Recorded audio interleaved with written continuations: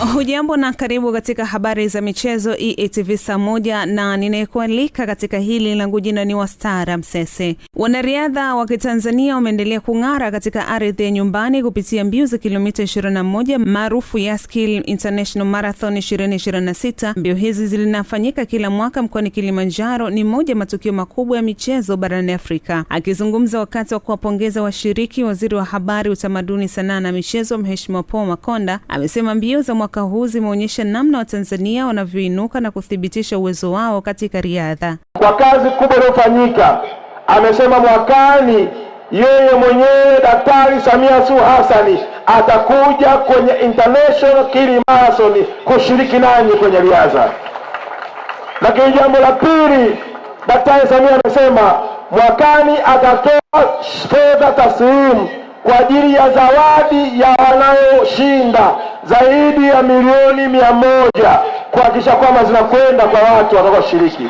Kwa upande wake, afisa mtendaji mkuu wa Yasi Pierre Canton amesema ushindani ulioonekana katika mbio za kilomita 21.1 umedhihirisha ubora wa wanariadha wa Tanzania na nguvu ya hamasa inayozidi kukua kila msimu, na kusema kuwa udhamini zaidi ya miaka 12 unatokana na dhamira ya Yasi kuwa mshirika wa maendeleo ya michezo nchini, huku kauli mbiu ya mwaka huu kila kona kila hatua kasi zaidi inaakisi juhudi za kampuni kuhakikisha huduma ya mawasiliano ya 4G na 5G zinawafikia Watanzania kote nchini. Kwa miaka 12 sasa tumeendelea kuthamini kipengele hiki cha half marathon almaarufu kama Yaskil International Half Marathon, si kwa mazoea bali ni kwa sababu kinaakisi misingi ya chapa yetu. Yasi ni chapa inayokuwa pamoja na Tanzania, ni chapa inaunga mkono malengo na ndoto za watu wake.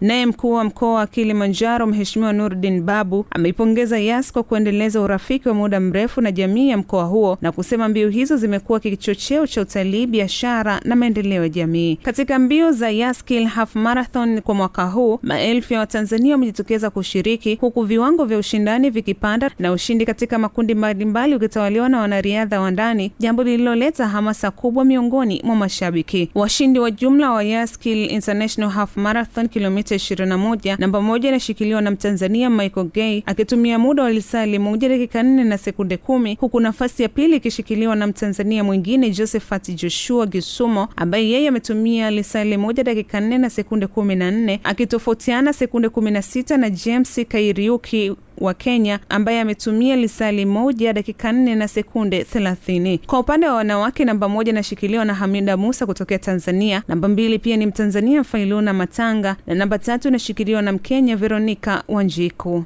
Wakati huo huo, waziri wa habari, utamaduni, sanaa na michezo Mheshimiwa Paul Christian Makonda amewataka wachezaji wa timu ya mpira wa kikapu ya Dar City kuzingatia nidhamu, mshikamano na uzalendo ili kufanya vizuri na kuipeperusha vyema bendera ya Tanzania katika michuano ya Basketball Africa League yani BAL itakayoanza kutimua vumbi Machi 27 Pretoria nchini Afrika Kusini. Waziri Makonda ameyasema hayo leo Machi 23 katika uwanja wa ndege wa kimataifa wa Julius Nyerere wakati akikabidhi bendera ya Tanzania Dar City, ikiwa ni ishara ya kuwatakia mafanikio katika michuano hiyo inayoshirikisha vilabu bora kutoka mataifa mbalimbali barani Afrika.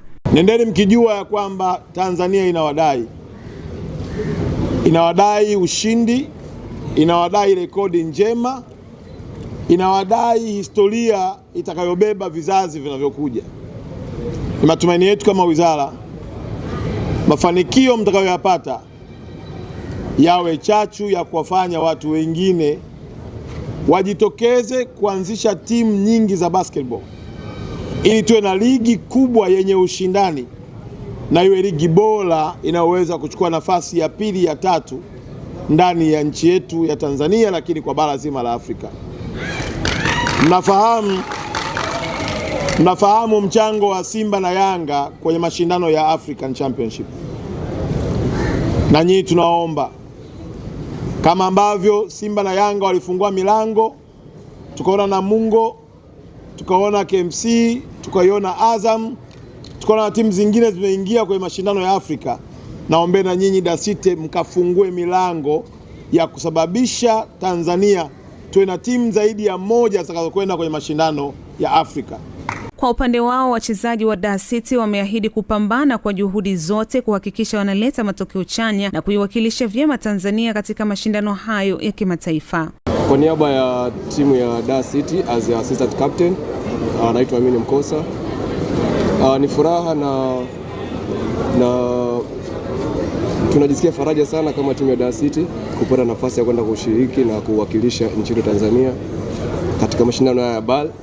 And inshallah hatuna mengi ya kusema zaidi ya kuhakikisha kwamba tunapata ushindi na kurejea nyumbani kifua mbele.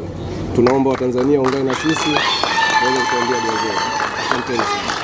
Na tugeukie kimataifa. Kocha wa shikamitutu wa London Arsenal Mikel Arteta amekiri kuwa hawakucheza vizuri katika fainali ya Carabao Cup hapo jana, hasa kipindi cha kwanza na kupelekea kupoteza kwa mabao 2-0 dhidi ya kikosi cha Manchester City, huku akijivunia wachezaji wake kwa kuwa wamechukua matokeo hayo kama sehemu ya kujifunza kuelekea michezo ijayo. Arsenal wamesalia na mashindano matatu pekee kwa msimu huu, ikiwemo ligi kuu ya soka nchini England EPL, ambapo wanaongoza msimamo kwa alama 70, FA Cup na ligi ya mabingwa barani Ulaya UEFA Champions League. Mpaka sasa klabu hiyo imetinga hatua robo finali na itakutana dhidi ya Sporting CP ya Ureno. Na klabu za Mamelodi Sundowns, RS Berkane, Esperance de Tunis na FAR Rabat zimefanikiwa kutinga hatua nusu finali ya ligi ya mabingwa Afrika baada ya kushinda michezo yao ya hatua robo finali iliyofanyika Machi 21 na Machi 22, 2026. FAR Rabat ilimtoa bingwa mtetezi wa mashindano hayo FC Pyramids ya Misri kwa jumla mabao 3-2, huku Esperance de Tunis wakifanikiwa kuwatoa mabingwa kihistoria Al Ahly kwa jumla mabao 4-2. Na kwa upande wa Mamelodi Sundowns ya Afrika Kusini imetinga hatua nusu finali kwa kumtoa Stade Malien kwa jumla mabao 3-2, huku RS Berkane wakivuka mbele ya Al Hilal ya Libya kwa jumla mabao 2-1. Hatua ya nusu finali ya ligi ya mabingwa barani Afrika itawakutanisha Esperance de Tunis dhidi ya Mamelodi Sundowns, huku FAR Rabat itachuana dhidi ya kikosi cha RS Berkane. Michezo ya hatua ya kwanza ya ligi ya mabingwa wa Afrika itapigwa kati ya tarehe 10 na 11 mwezi Aprili, huku michezo ya marudiano inatarajiwa kupigwa Aprili 17 na 18. Swali ni je,